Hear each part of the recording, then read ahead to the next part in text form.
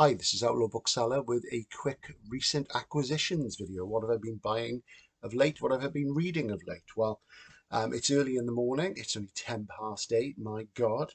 But of course, it's getting dark in the evenings now. So at the moment, while I'm still waiting for the new camera that can cope better with different light, I'm forced to shoot this in the morning. So what do we start with?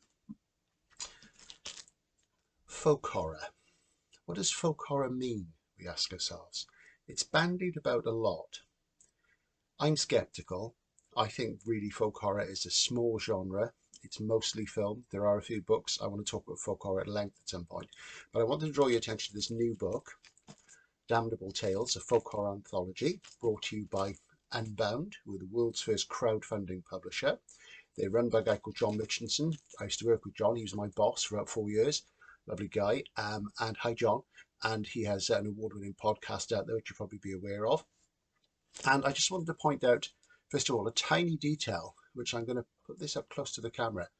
At the head of the spine there, you can see a number.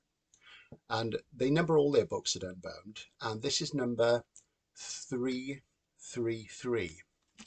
Now, you may be unaware of this, but the number 333 has a occult significance. They may be unaware of it. It could be just chance or contingency. It could be deliberate. Who can say? 333. I first came across that number in a biography of Aleister Crowley, the first Crowley biography of the 4 I've read, way back in my late teens. A book called The Great Beast by Grant and Simmons. And the number 333 is associated with dispersion, lack of control, and a particular demon that Crowley wanted to summon up, which we won't go into just in case. So it's a lovely book. It's got a fantastic jacket, decorated end papers. You spot the little cat there. It's edited by a guy called Richard Wells, and Richard also illustrated it throughout. There's loads of illustrations throughout. So just try and find some of them for a start. Lots of illustrations. There's one there. You want to pick it up for yourself, really.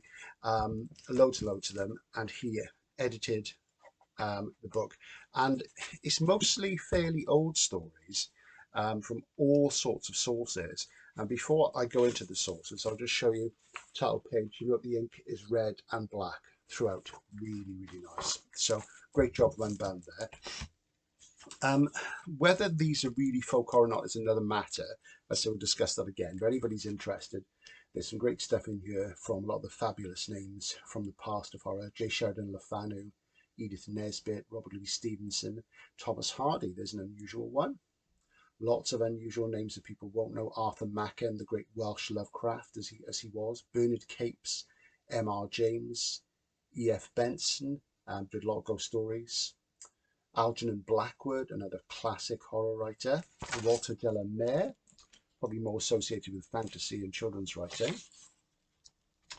L.T.C. Rolt, the industrial archaeology writer who was a friend of Robert Aickman's and wrote some great ghost stories. I'm going to talk about Rolt's ghost stories at another time.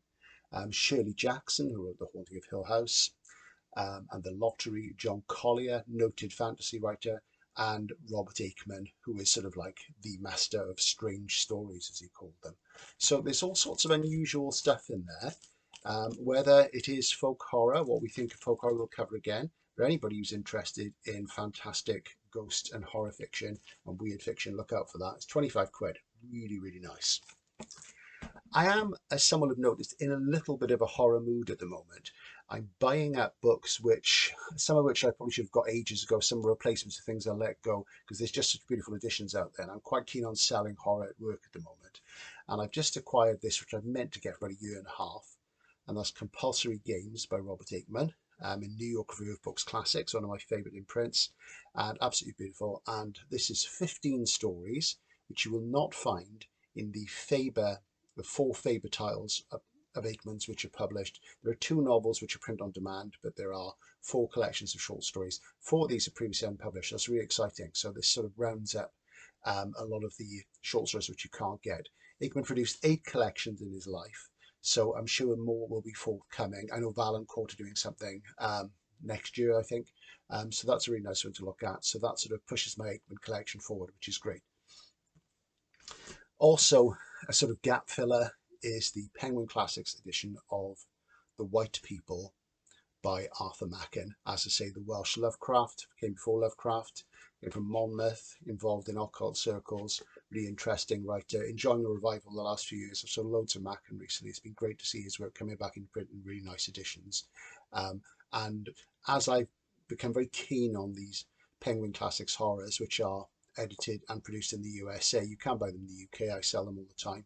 Fantastic stuff. Really, really nice. Moving out of horror into the fantastic a little bit. Again, a gap filler, something I used to have years ago and I let it go. And a book was always published then as science fiction, is now in Golanc's Fantasy Masterworks, is Pat Murphy's The Falling Woman.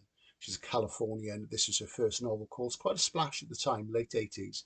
And this is about an archaeologist who is at a dig in Latin America and ends up in an interesting situation with the shadow of a Mayan princess. And from what I remember, it's really good. So I picked it up because these are really nice. I mean, the sad thing about fantasy is that the most of the time people are buying generic trilogies and really dull stuff.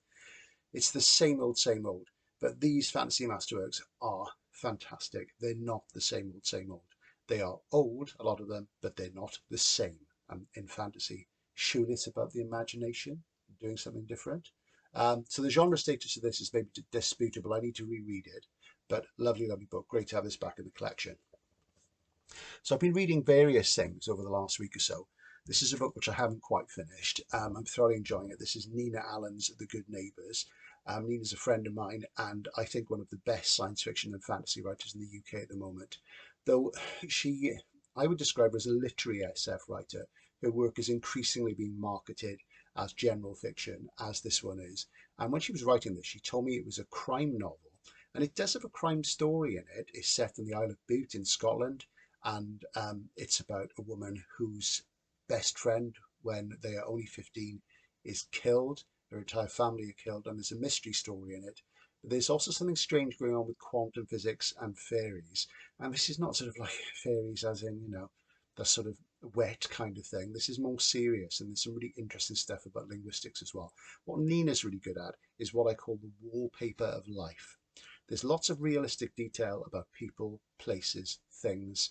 And, if you like well-written literary fiction, anybody could read this. Anybody, somebody who doesn't like genre fiction. It's genre fiction only by default and in a good way and a way I like. That's The Good Neighbours by Nina Allen. I'm going to finish out this evening. Really good, high standard writing. I think in The Guardian, she was described as one of the 50 writers you should read now. So I'm going to do a piece just about Nina at some point in the near future. So that's a very brief update of what I've been reading, what I've been getting into. As of course, there's always more on the way. There's more to be read. This is Outlaw Bookseller signing off for now. Oh, but before I do, this will probably be the last video I do, which is this low res. Should have a new camera later this week. So expect the production values to rise. If you've seen my latest videos about Capri and the Amalfi Coast, you'll see that the production values are going up. If you haven't, do check them out because they're about literature as well. And we hope to be bringing you better presentations from now on in terms of quality. Though, of course, the content is already there, as you know. Thank you very much to all the subscribers and see you again soon. Bye for now.